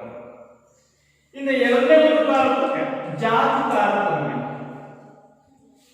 ದೇಶದಲ್ಲಿ ಜಾತಿ ತಾರತಮ್ಯವನ್ನ ಸುಧಾರಣೆ ಮಾಡುವಂತ ನಿಟ್ಟಿನಲ್ಲಿ ಪರಿಶಿಷ್ಟ ಜಾತಿ, ಪರಿಶಿಷ್ಟ ವರ್ಗ, ಹಿಂದುಳಿದ ವರ್ಗದ ಜಾತಿಗಳಿಗೆ ಶೈಕ್ಷಣಿಕ ಮತ್ತು ಉದ್ಯೋಗದಲ್ಲಿ ಸಾಕಷ್ಟು ಮೀಸಲಾತಿ ವ್ಯವಸ್ಥೆಯನ್ನು ಕೂಡ ಕಲ್ಪಿಸಿಕೊಡಲಾಗಿದೆ. ಪರಿಶಿಷ್ಟ ಜಾತಿ ಮತ್ತು ಪರಿಶಿಷ್ಟ ಪಂಗಡಗಳ ಒಂದು ಸುಧಾರಣೆಗೆ ಆಯೋಗಗಳನ್ನು ರಚನೆ ಮಾಡಿ ಆಯೋಗದ ಒಂದು ಸಲಹೆಯಲ್ಲಿ ಸಾಕಷ್ಟು ರೀತಿಯಾದಂತಹ ಕ್ರಮಗಳನ್ನು ಕೂಡ ಕೈಗೊಂಡಿದೆ. ಈ ನಿಟ್ಟಿನಲ್ಲಿ ಜಾತಿ ತಾರತಮ್ಯವನ್ನು ನಿವಾರಣೆ ಮಾಡಲಿಕ್ಕೆ ಕೂಡ ಉದ್ಯೋಗದಲ್ಲಿ ಮೀಸಲಾತಿ, ಶಿಕ್ಷಣದಲ್ಲಿ ಮೀಸಲಾತಿ, ರಾಜಕೀಯದಲ್ಲೂ ಕೂಡ ಮೀಸಲಾತಿಯನ್ನು ಜಾರಿಗೆ ತಂದಿದೆ. ಈ ನಿಟ್ಟಿನಲ್ಲಿ ಜಾತಿ ತಾರತಮ್ಯವನ್ನು ಕೂಡ ನಿವಾರಣೆ ಮಾಡುವಂಥ ಪ್ರಮುಖ ಅಂಶಗಳಾಗಿ ಸರ್ಕಾರ ಸಾಕಷ್ಟು ಕ್ರಮಗಳನ್ನು ಜಾರಿಗೆ ತಂದಿದೆ. ಪ್ರಾದೇಶಿಕ ಸಮಾನತೆಯು ಕೂಡ ಒಂದು ದೇಶದ ಬಹಳ ಪ್ರಮುಖವಾಗಿರ್ತಕ್ಕಂತಹ ಸಮಸ್ಯೆ. ಇವತ್ತು ದೇಶದಲ್ಲಿ ಮತ್ತು ರಾಜ್ಯದಲ್ಲಿ ಕೆಲವು ಪ್ರದೇಶಗಳು ಸ್ವಾಭಾವಿಕವಾಗಿ ಮುಂದುವರೆದಿದ್ರೆ, ಕೆಲವು ಪ್ರದೇಶಗಳು ಆರ್ಥಿಕವಾಗಿ, ಸಾಮಾಜಿಕವಾಗಿ, ಧಾರ್ಮಿಕವಾಗಿ, ನೈತಿಕವಾಗಿ ಸಾಕಷ್ಟು ಹಿಂದುಳಿದವು. ಅಂತಹ ಒಂದು ಪ್ರದೇಶಗಳಿಗೆ ಇವತ್ತು ಸಂವಿಧಾನದ 371ನೇ ವಿಧಿಯಲ್ಲಿಯೇ ನಾವು ಪ್ರಾದೇಶಿಕ ಅಸಮಾನತೆಯನ್ನ, ಪ್ರಾದೇಶಿಕ ತಾರತಮ್ಯವನ್ನು ನಿವಾರಣೆ ಮಾಡಲಿಕ್ಕೆ 371ನೇ ವಿಧಿಯಲ್ಲಿ ಸಾಕಷ್ಟು ರೀತಿಯಂತ ಎ ಇಂದ ಜೆ ವರೆಗಿನ ವಿಧಿಗಳು ಪ್ರಾದೇಶಿಕ ಅಸಮಾನತೆಯನ್ನ ನಿವಾರಣೆ ಮಾಡುವಂತಹ ಅಂಶಗಳನ್ನೇ ಒಳಗೊಂಡಿವೆ. ಈ ನಿಟ್ಟಿನಲ್ಲಿ ರಾಷ್ಟ್ರ ಮಟ್ಟದ ಮತ್ತು ರಾಜ್ಯ ಮಟ್ಟದ ಹಲವಾರು ಪ್ರಾದೇಶಿಕವಾಗಿ ಹಿಂದುಳಿದಿರ್ತಕ್ಕಂಥ ಪ್ರದೇಶಗಳನ್ನು ಗುರುತಿಸಿ ಆ ಪ್ರದೇಶಗಳಿಗೆ ಆರ್ಥಿಕವಾಗಿ ಮತ್ತು ಸಾಮಾಜಿಕವಾಗಿ ಮುಂದುವರಲಿಕ್ಕೆ ಸಾಕಷ್ಟು ವಿಧವಾದಂತಹ ಕ್ರಮಗಳನ್ನು, ಸಮಿತಿಗಳನ್ನು ರಚನೆ ಮಾಡಿ ಆ ಸಮಿತಿ ನೀಡಿರುವಂತಹ ವರದಿ ಆಧಾರದ ಮೇಲೆ ಸಾಕಷ್ಟು ಎಲ್ಲಾ ರೀತಿಯ ಸೌಲಭ್ಯಗಳನ್ನು ಕೂಡ ಒದಗಿಸಿಕೊಡ್ತಾ ಬಂದಿದೆ. ಆ ನಿಟ್ಟಿನಲ್ಲಿ ನಮ್ಮ ಕರ್ನಾಟಕ ಸರ್ಕಾರವೂ ಕೂಡ ಡಾಕ್ಟರ್ ಡಿ.ಎಂ.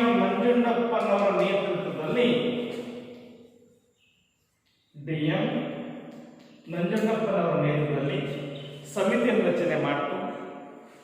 ಈ ಡಿ.ಎಂ. ನಂಜುಂಡಪ್ಪನವರ ಒಂದು ಸಮಿತಿ ಹೈದರಾಬಾದ್ ಕರ್ನಾಟಕ ಸಾಕಷ್ಟು ಆರ್ಥಿಕವಾಗಿ ಹಿಂದುಳಿದಿರತಕ್ಕಂತಹ ಪ್ರದೇಶವಾಗಿದೆ ಎನ್ನುವಂತಹ ಮಾಹಿತಿ ನೀಡಿದ್ರ ಜೊತೆಗೆ 371ನೇ ವಿಧಿ ಆಧಾರದ ಮೇಲೆ ಹೈದರಾಬಾದ್ ಕರ್ನಾಟಕಕ್ಕೆ ಸಾಕಷ್ಟು ವಿಶೇಷವಾದಂತಹ ಸೌಲಭ್ಯಗಳನ್ನು ಇವತ್ತು ಸರ್ಕಾರ, ಕೇಂದ್ರ ಮತ್ತು ರಾಜ್ಯ ಸರ್ಕಾರಗಳು ಏನು ಮಾಡ್ತಾ ಇದ್ದಾವೆ, ಆರ್ಥಿಕ ಮತ್ತು ಸಾಮಾಜಿಕ ಸೌಲಭ್ಯಗಳನ್ನು ನೀಡ್ತಾ ಇದ್ದಾವೆ. ಈ ರೀತಿ ಪ್ರಾದೇಶಿಕ ತಾರತಮ್ಯವನ್ನು ನಿವಾರಣೆ ಮಾಡಲಿಕ್ಕೆ ಕೇಂದ್ರ ಹಾಗೂ ರಾಜ್ಯ ಸರ್ಕಾರ ಎರಡೂ ಕೂಡ ಏನು ಮಾಡ್ತಾ ಇದ್ದಾವೆ, ಸಮಿತಿಗಳನ್ನು ನೇಮಕ ಮಾಡ್ತಾ ಇದ್ದಾವೆ. ಆ ಸಮಿತಿಗಳ ಸಲಹೆಯಂತೆ ಆರ್ಥಿಕ ಸೌಲಭ್ಯಗಳನ್ನು ನೀಡುತ್ತಿವೆ. ಆರ್ಥಿಕ ಸೌಲಭ್ಯಗಳ ಮೂಲಕ ಅಲ್ಲಿನ ಜನರ ಬದುಕನ್ನು ಹಸನಗೊಳಿಸುವಂತಹ ಪ್ರಯತ್ನವನ್ನು ಕೂಡ ಇವತ್ತು ಮಾಡ್ತಾ ಇರ್ತಕ್ಕಂಥ ಪ್ರಾದೇಶಿಕ ಅಸಮಾನತೆಯನ್ನು ನಿವಾರಣೆ ಮಾಡೋದಕ್ಕಾಗಿ ಡಾಕ್ಟರ್ ಡಿ.ಎಂ. ನಂಜುಂಡಪ್ಪನವರ ನೇತೃತ್ವದ ಸಮಿತಿಯನ್ನು ರಚನೆ ಮಾಡಿತ್ತು. ಈ ಸಮಿತಿ ಹೈದರಾಬಾದ್ ಕರ್ನಾಟಕ ಸಾಕಷ್ಟು ಹೊಂದಿರುವಂತಹ ಪ್ರದೇಶ. ಆ ಪ್ರದೇಶಕ್ಕೆ ವಿಶೇಷವಾದಂತಹ ಆರ್ಥಿಕ ಸೌಲಭ್ಯವನ್ನು ಅಥವಾ ಆರ್ಥಿಕ ನೆರವನ್ನು ನೀಡಬೇಕು ಅನ್ನುವಂತಹ ಸಲಹೆ ನೀಡಿದಾಗ ಆ ಪ್ರದೇಶ ವಿಶೇಷ ಪ್ರಾದೇಶಿಕ ಹಿಂದುಳಿದ ಪ್ರದೇಶ ಅಂತ ಗುರುತು ಮಾಡಿ ಇವತ್ತು ನಾವು ಸರ್ಕಾರಗಳು ಮತ್ತು ಕೇಂದ್ರ ಹಾಗೂ ರಾಜ್ಯ ಸರ್ಕಾರಗಳು 371ನೇ ವಿಧಿಯಲ್ಲಿ ಬರುವಂತಹ ಎಲ್ಲ ಇವತ್ತು ಸೌಲಭ್ಯಗಳನ್ನು ನೀಡುವಂಥ ಕಾರ್ಯವನ್ನು ಮಾಡ್ತಾ ಇದ್ದೇವೆ. ಈ ರೀತಿ ತಾರತಮ್ಯವನ್ನು ನಾವು ಭಾರತದಲ್ಲಿ ಸಂಪೂರ್ಣವಾಗಿ ನಿವಾರಣೆ ಮಾಡಿದೆ ಅಂತ ಹೇಳಲಿಕ್ಕಾಗ್ತಿಲ್ಲ. ಹಂತ ಹಂತವಾಗಿ ನಿವಾರಣೆ ಮಾಡುವಂತಹ ಕೆಲಸವನ್ನು ಸರ್ಕಾರಗಳು ಮಾಡ್ತಾ ಇರ್ತಕ್ಕಂಥದ್ದನ್ನು ನಾವು ನೋಡ್ತಾ ಇದ್ದೀವಿ. ಈ ತಾರತಮ್ಯ ಕೂಡ ಭಾರತದ ಪ್ರಮುಖವಾಗಿರ್ತಕ್ಕಂಥ ಸಮಸ್ಯೆ ಆಗಿದೆ. ಇನ್ನೊಂದು ಸಮಸ್ಯೆ ಅಥವಾ ಇನ್ನೊಂದು ಭಾರತದ ಪ್ರಮುಖ ಸವಾಲು ಅಂತ ಹೇಳಿದ್ರೆ ಕೋಮುವಾದ. ಏನು ಕೋಮುವಾದ ಅಥವಾ ಮತೀಯವಾದ? ಏನು ಮತೀಯವಾದ ಅಥವಾ ಕೋಮುವಾದ ಅಂದ್ರೆ ಧರ್ಮದ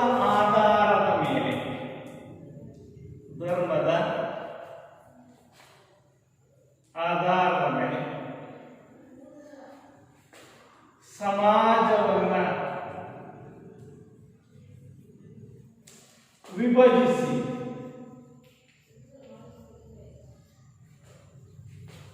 ಪರಸ್ಪರ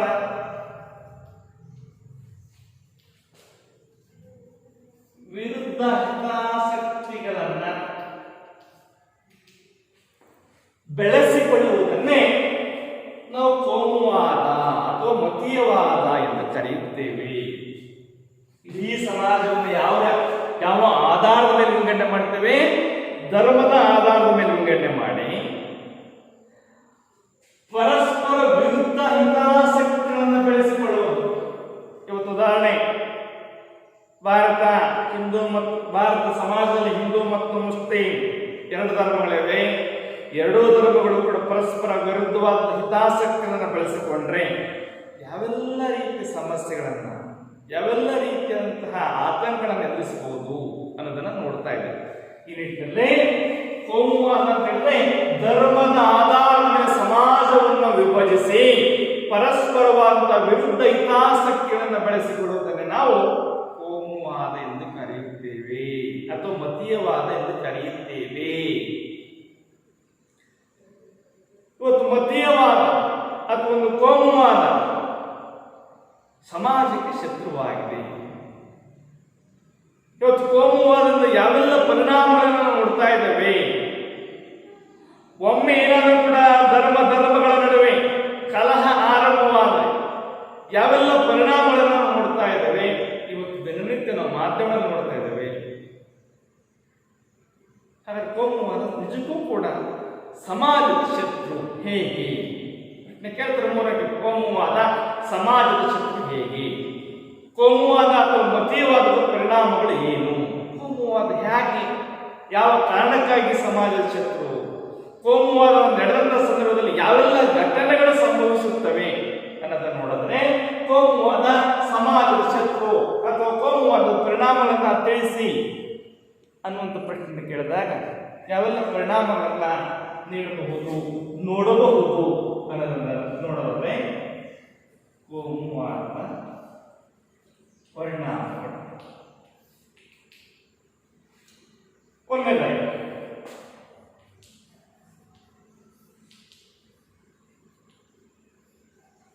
ಆರ್ಥಿಕವಾಗಿ ಮತ್ತು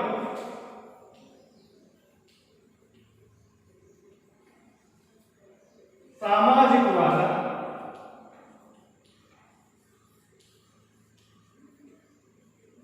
ದುಸ್ಥಿತಿ ಕಂಡು ಬರುತ್ತದೆ ದೇಶದಲ್ಲಿ. ಅದು ದೇಶದ ಅಭಿವೃದ್ಧಿ ಸಂಪೂರ್ಣವಾಗಿ ಕುಂಠಿತವಾಗುತ್ತದೆ.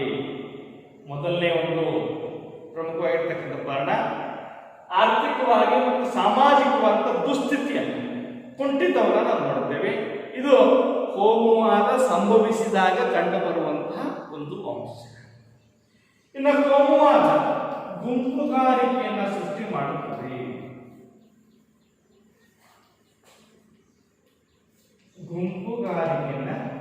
ಸೃಷ್ಟಿಸುತ್ತದೆ.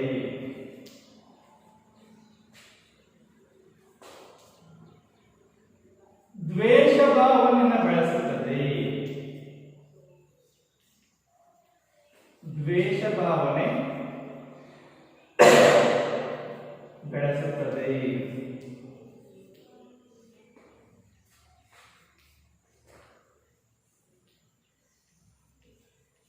ಸಾರ್ವಜನಿಕ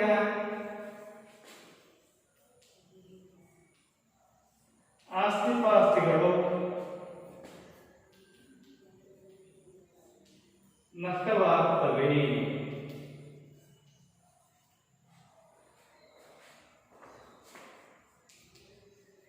ಸಾವು ನೋವುಗಳು ಸಂಭವಿಸುತ್ತವೆ.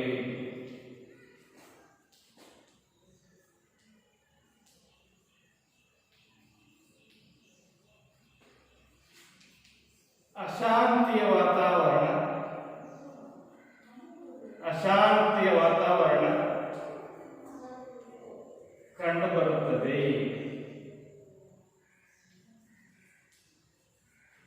ಈ ಎಲ್ಲಾ ಕಾರಣಗಳಿಂದಾಗಿ ಕೋಮುವಾದ ಸಮಾಜದ ಶತ್ರುವಾಗಿದೆ. ಕೋಮುವಾದ ಸಮಾಜದ ಅಭಿವೃದ್ಧಿಗೆ ಮುಳುವಾಗಿದೆ.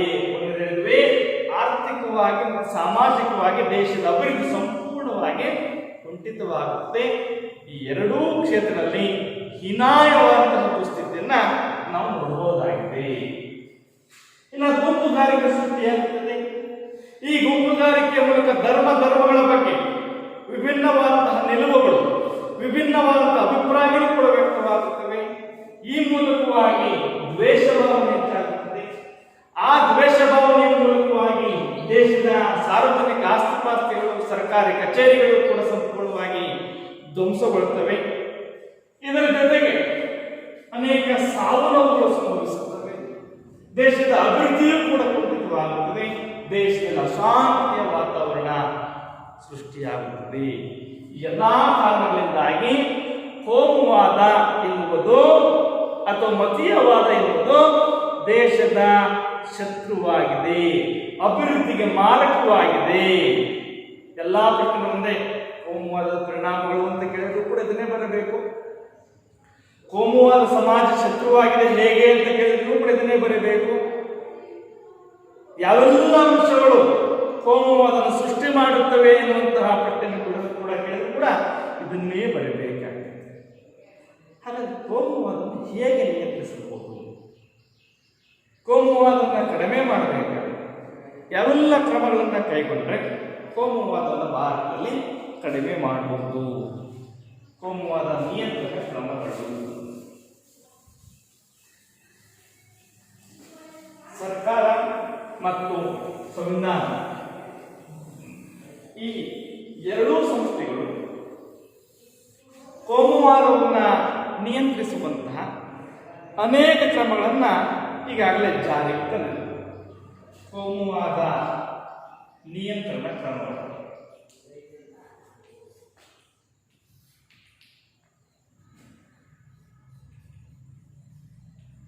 ಒಂದನೇ ಕ್ರಮ ಸಂವಿಧಾನದ 14, 15 ಮತ್ತು 16ನೇ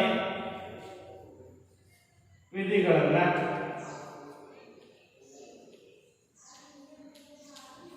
ಸಕಲರು ಅನುಭವಿಸಲಿಕ್ಕೆ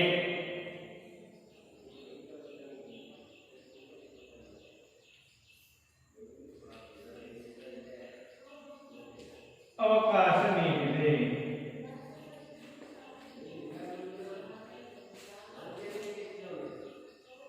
ಏಕರೂಪ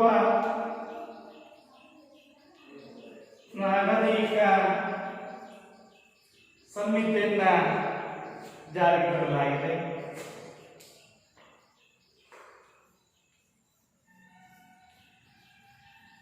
ಜಾತ್ಯತೀತ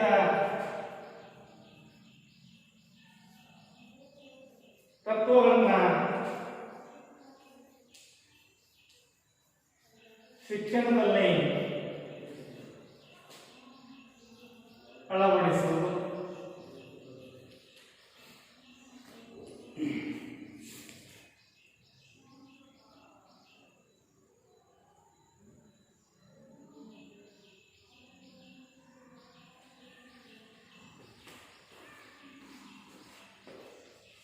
ಎಲ್ಲ ನಾಗರಿಕರನ್ನ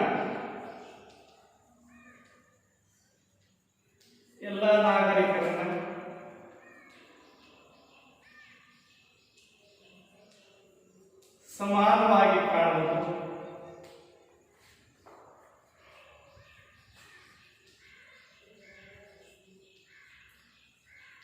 ಸಹೋದರತೆಯ ಭಾವನೆಯನ್ನ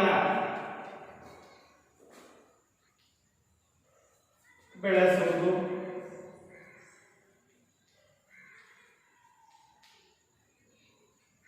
ಈ ಎಲ್ಲಾ ಕ್ರಮಗಳು ಕೂಡ ಕೋಮುವಾದವನ್ನ ನಿಯಂತ್ರಿಸುವಂತ ಕ್ರಮಗಳು.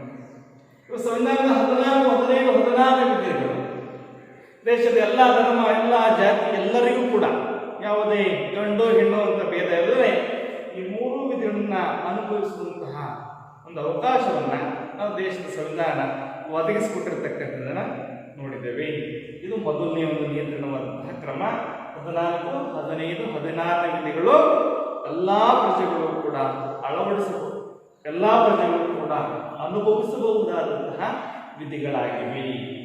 ಏಕರೂಪ ಇವತ್ತು ಎಲ್ಲ ನಾಗರಿಕರು ಕೂಡ ಒಂದೇ, ಯಾವುದೇ ಧರ್ಮ, ಯಾವುದೇ ಜಾತಿ, ಯಾವುದೇ ಲಿಂಗವಾಗಲಿ ಏಕರೂಪ ನಾಗರಿಕ ಸಮಿತಿಯನ್ನ ಜಾರಿಗೆ ತಂದಿರತಕ್ಕಂಥ ಗಂಡು ಹೆಣ್ಣು, ಹಿಂದೂ ಮುಸ್ಲಿಂ ಎಂದು ಯಾವ ಧರ್ಮ ಯಾವ ಜಾತಿಯನ್ನು ನೋಡದೆ ಇವತ್ತು ಎಲ್ಲರೂ ಕೂಡ ಒಂದೇ, ಎಲ್ಲಾ ಧರ್ಮೀಯರು ಕೂಡ ಒಂದೇ ಎನ್ನುವಂತಹ ಭಾವನೆಯನ್ನ ಹೊಂದಿರತಕ್ಕಂಥ ಏಕರೂಪ ನಾಗರಿಕ ಸಮಿತಿಯನ್ನ ಜಾರಿಗೆ ತಂದಿರತಕ್ಕಂಥದ್ದು. ಇದ್ರ ಜೊತೆಗೆ ಶಿಕ್ಷಣದಲ್ಲಿ ಜಾತ್ಯತೀತ ತತ್ವಗಳನ್ನು ಅಳವಡಿಕೆ ಮಾಡದಾಗ ದೇಶದಲ್ಲಿ ಮತೀಯ ಗಲಭೆಗಳು ಕಡಿಮೆ ಆಗ್ತಕ್ಕಂಥದ್ದು, ಕಡಿಮೆ ಆಗಬಹುದು ಒಂದು ಅಂಶದ ಆಧಾರದ ಮೇಲೆ ಜಾತ್ಯತೀತ ತತ್ವಗಳನ್ನು ಶಿಕ್ಷಣದ ಮೂಲಕ ಪ್ರತಿಯೊಬ್ಬರು ಕೂಡ ತಿಳಿಸಿಕೊಡುವಂತಹ, ಕೋಮು ಗಲಭೆಗಳಾದರೆ ಯಾವೆಲ್ಲ ರೀತಿಯ ಸಮಸ್ಯೆಗಳನ್ನು ನಾವು ನೋಡಬಹುದು ಅನ್ನುವಂತಹ ಅಂಶವನ್ನು ತಿಳಿಸುವ ಜೊತೆಗೆ ಜಾತ್ಯತೀತ ತತ್ವಗಳನ್ನು ಶಿಕ್ಷಣದಲ್ಲಿ ಅಳವಡಿಸುವ ಮೂಲಕವಾಗಿ ವಿದ್ಯಾರ್ಥಿಗಳಲ್ಲಿ ಕೋಮುವಾದವನ್ನು ನಿಯಂತ್ರಣ ಮಾಡತಕ್ಕಂಥದ್ದು, ಎಲ್ಲ ನಾಗರಿಕರನ್ನ ಸಮಾನವಾಗಿ ನೋಡುವುದರ ಜೊತೆಗೆ ಸಹೋದರತೆಯ ಭಾವನೆಯನ್ನ ಬೆಳೆಸಿಕೊಳ್ತಕ್ಕಂಥದ್ದು ಎಲ್ಲ ಕ್ರಮಗಳು ಕೂಡ ಕೋಮುವಾದವನ್ನು ನಿಯಂತ್ರಿಸುವಂತಹ ಕ್ರಮಗಳಾಗಿವೆ. ಕೋಮುವಾದವನ್ನು ಎಲ್ಲ ಕ್ರಮಗಳನ್ನು ನಿಯಂತ್ರಿಸುವ ಮೂಲಕವಾಗಿ ದೇಶದಲ್ಲಿ ಮತೀಯವಾದವನ್ನು ಮತ್ತು ಕೋಮುವಾದವನ್ನು ನಾವು ಕಡಿಮೆ ಮಾಡಬೇಕಾಗಿದೆ. ಈ ನಿಟ್ಟಿನಲ್ಲಿ ದೇಶದ ಆಂತರಿಕ ಪ್ರಮುಖ ಸಮಸ್ಯೆ ಆಗಿರ್ತಕ್ಕಂಥ ಕೋಮುವಾದವನ್ನು ಕಡಿಮೆ ಮಾಡಬೇಕಾಗಿದೆ. ಇನ್ನೊಂದು ಬಹಳ ಪ್ರಮುಖವಾಗಿರ್ತಕ್ಕಂಥ ಸಮಸ್ಯೆ ಮಹಿಳೆಯರ ಸ್ಥಾನಮಾನ, ಅದು ಸ್ತ್ರೀ ಸಮಾನತೆ. ಇದು ಸ್ವಾತಂತ್ರ್ಯ ಪೂರ್ವದಲ್ಲಿಯೂ ಕೂಡ ಬೆಳವಡಿ ಮಲ್ಲಮ್ಮ ಆಗಿರ್ಬೋದು, ಕಿತ್ತೂರು ರಾಣಿ ಚೆನ್ನಮ್ಮ ಆಗಿರ್ಬೋದು, ಝಾನ್ಸಿ ರಾಣಿ ಲಕ್ಷ್ಮೀಬಾಯಿ ಆಗಿರ್ಬೋದು, ಸ್ವಾತಂತ್ರ್ಯ ನಂತರ ಬಂದರೆ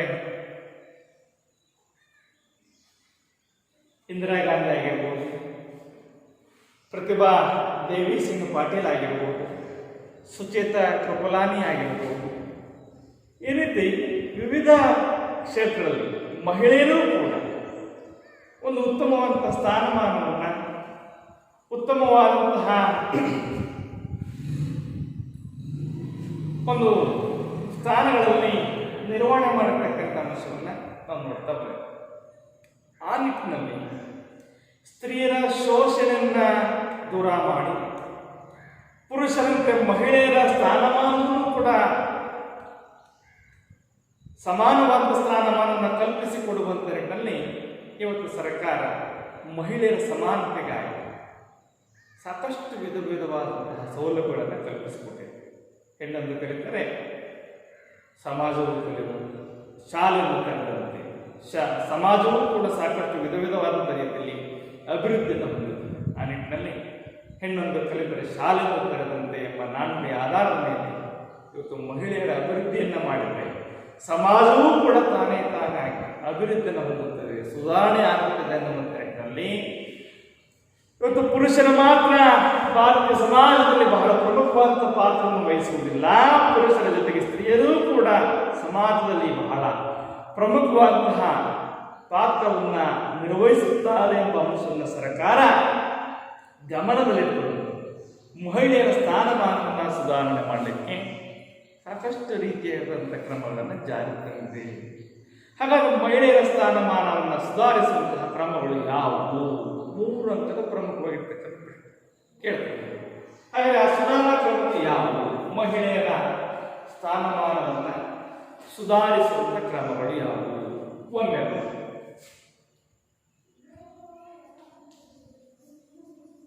ಮಹಿಳೆಯರ ಮತ್ತು ಮಕ್ಕಳ ಇಲಾಖೆಯನ್ನು ಸ್ಥಾಪಿಸಲಾಗಿದೆ. ಮಹಿಳೆಯರ ಮತ್ತು ಮಕ್ಕಳ ಇಲಾಖೆಯನ್ನು ಮಹಿಳೆಯರ ಶಿಕ್ಷಣಕ್ಕೆ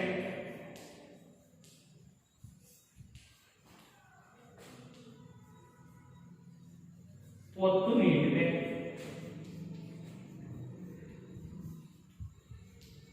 ಬಾಲ್ಯ ವಿವಾಹ ನಿಷೇಧ,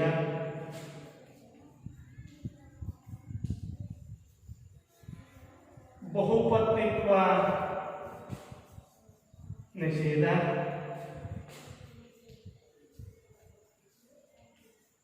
ವರದಕ್ಷಿಣೆ ನಿಷೇಧ,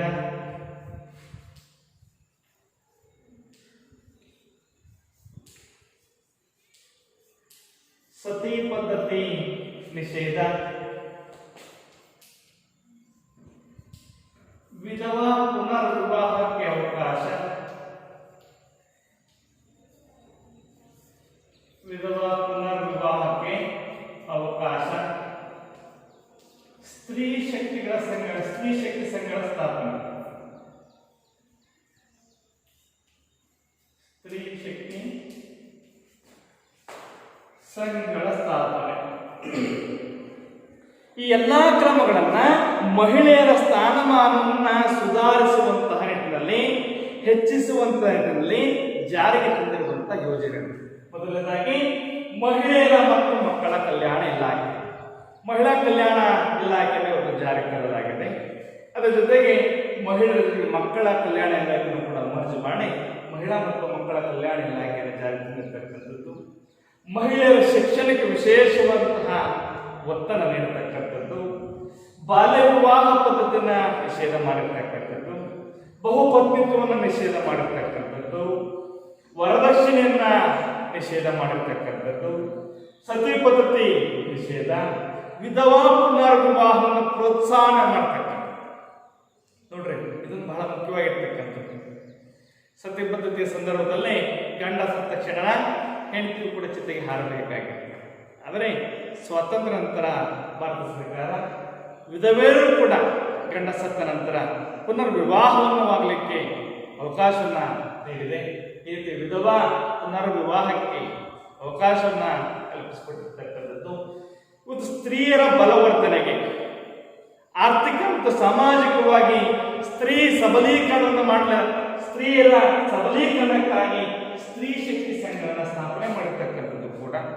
ಈ ಸ್ತ್ರೀ ಶಕ್ತಿ ಸಂಘಗಳ ಸ್ಥಾಪನೆ ಅವಕಾಶವನ್ನು ಮಾಡಿಕೊಡಲಿಕ್ಕೆ, ಸ್ತ್ರೀ ಶಕ್ತಿ ಸಂಘ ಸ್ಥಾಪನೆಗೆ ಅವಕಾಶ ಕಲ್ಪಿಸಿಕೊಟ್ಟಿದೆ.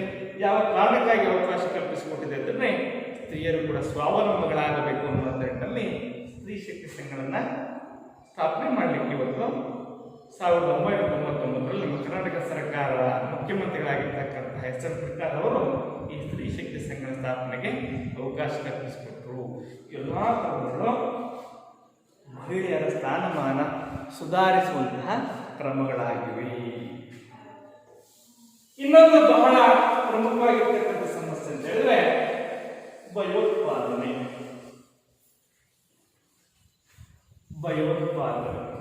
ಇದು ಇತ್ತೀಚೆಗೆ ಬಹಳ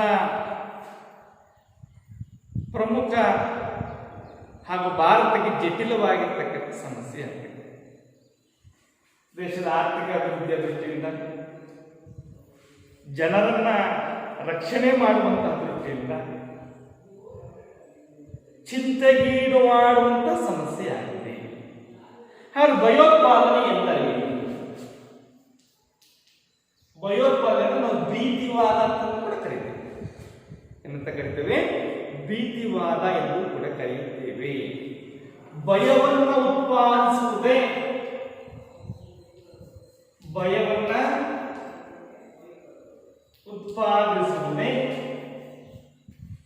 ಭಯೋತ್ಪಾದನೆ. ಅದು ಸಾಕಷ್ಟು ಸಂಘಟನೆಗಳು, ಅಲ್ ಖೈದಾ ಇರಬಹುದು, ಜೈಷೆ ಮೊಹಮ್ಮದ್ ಇರಬಹುದು, ಲಷ್ಕರ್ ಎ ತೊಯ್ಬಾ ಇರಬಹುದು. ಈ ರೀತಿ ಈ ಭಯೋತ್ಪಾದನೆ ಎನ್ನುವುದು ಕೇವಲ ಭಾರತದ ಸಮಸ್ಯೆ ಅಲ್ಲ. Bharat, Indonesia, America, England, Germany ಈ ಎಲ್ಲಾ ದೇಶಗಳ ಸಮಸ್ಯೆಯೂ ಕೂಡ ಈ ಭಯೋತ್ಪಾದನೆ ಆಗಿದೆ. ಆ ನಿಟ್ಟಿನಲ್ಲಿ ಭಯವನ್ನ ಉತ್ಪಾದಿಸುವುದೇ ಭಯೋತ್ಪಾದನೆ.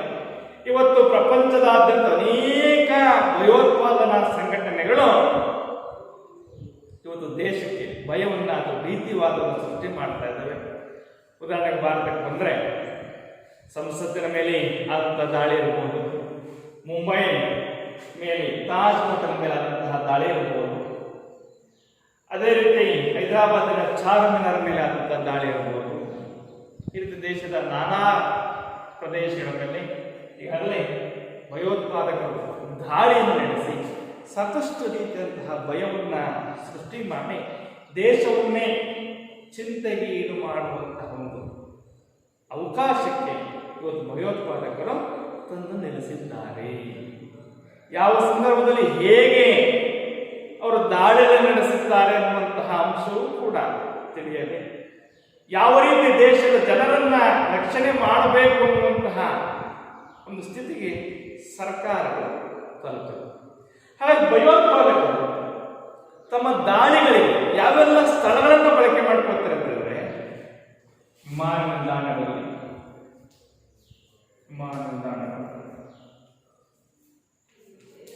ರೈಲ್ವೆ ನಿಲ್ದಾಣ, ಸಭೆ ಸಮಾರಂಭಗಳು,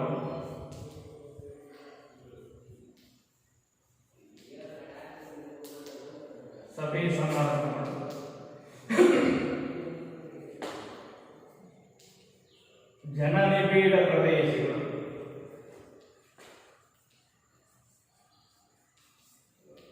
ಈ ಸ್ಥಳಗಳನ್ನೇ ಆಯ್ಕೆ ಮಾಡಿಕೊಂಡು ಭಯೋತ್ಪಾದಕರು ದಾಳಿಯನ್ನು ನಡೆಸ್ತಾರೆ.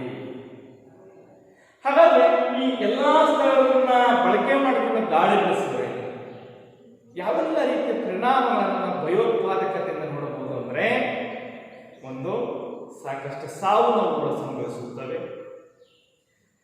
ಅನೇಕ ವಿವಿಧ ರೀತಿಯ ಸಾರ್ವಜನಿಕ ಆಸ್ತಿಪಾಸ್ತಿ ನಷ್ಟವಾಗುತ್ತದೆ. ದೇಶದ ಆರ್ಥಿಕ ಅಭಿವೃದ್ಧಿ ಕುಂಠಿತವಾಗುತ್ತದೆ. ಜನರ ರಕ್ಷಣಾ ಸಮಸ್ಯೆಯೂ ಕೂಡ ಒಂದು ಪ್ರಮುಖವಾಗಿರುವಂತಹ ಸಮಸ್ಯೆ ಆಗುತ್ತದೆ.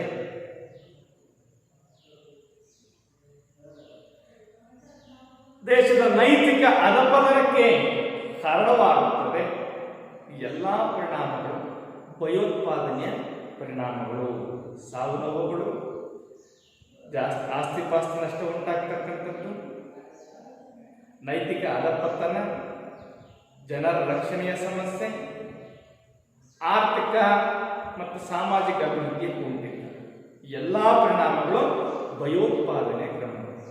ಹಾಗಾದ್ರೆ ಭಯೋತ್ಪಾದನೆಯನ್ನು ಭಾರತದಲ್ಲಿ ಹೇಗೆ ನಿಗ್ರಹಿಸಬಹುದು, ಹೇಗೆ ಕಡಿಮೆ ಮಾಡಬಹುದು, ಭಯೋತ್ಪಾದನೆಯನ್ನ ನಿಯಂತ್ರಿಸುವಂತಹ ಕ್ರಮಗಳು ಮತ್ತು ಅಂಶಗಳು ಯಾವುವು ಅನ್ನೋದು ನೋಡಿದರೆ, ಒಂದನೇದು, ದೇಶದಲ್ಲಿ ಪರಿಣಿತಿ ಪಡೆಗಳನ್ನು ನೇಮಕ ಮಾಡ್ತಕ್ಕಂಥದ್ದು. ಭಯೋತ್ಪಾದನೆಯನ್ನು ಕಡಿಮೆ ಮಾಡುವುದಕ್ಕೆ, ನಿಯಂತ್ರಣ ಮಾಡುವುದಕ್ಕೆ ಒಂದನೆಯ ಕ್ರಮ ವಿಶೇಷವಾದಂತಹ ಪರಿಣಿತಿ ಪಡೆದಂತಹ ಪಡೆಗಳ ನೇಮಕ. ಎರಡನೇದಾಗಿ ರಕ್ಷಣಾ ಪಡೆಗಳನ್ನ ನೇಮಕ ಮಾಡ್ಕೊಳ್ತಕ್ಕಂಥದ್ದು. ಈ ಎರಡು ಕ್ರಮಗಳ ಮೂಲಕವಾಗಿ ಭಯೋತ್ಪಾದನೆಯನ್ನ ನಿಯಂತ್ರಿಸಬಹುದಾದಂತಹ, ನಿಗ್ರಹಿಸಬಹುದಾದಂತಹ ಕ್ರಮಗಳಾಗಿವೆ. ಈ ಎಲ್ಲ ಸಮಸ್ಯೆಗಳು ಭಾರತ ಸ್ವಾತಂತ್ರ್ಯ ನಂತರ ಹಂತ ಹಂತವಾಗಿ ಆಂತರಿಕವಾಗಿ ಎದುರಿಸತಕ್ಕಂತಹ ಸಮಸ್ಯೆಗಳಾಗಿವೆ. ಆ ಎಲ್ಲ ಸಮಸ್ಯೆಗಳಿಗೆ ಪರಿಹಾರೋಪಾಯ ಕ್ರಮಗಳನ್ನು ಕೂಡ ನಾವು ಈ ಅಧ್ಯಯನದಲ್ಲಿ ನೋಡಬಹುದಾಗಿದೆ. ಇದಿಷ್ಟು ಭಾರತ ಎದುರಿಸುತ್ತಿರುವ ಸವಾಲುಗಳು.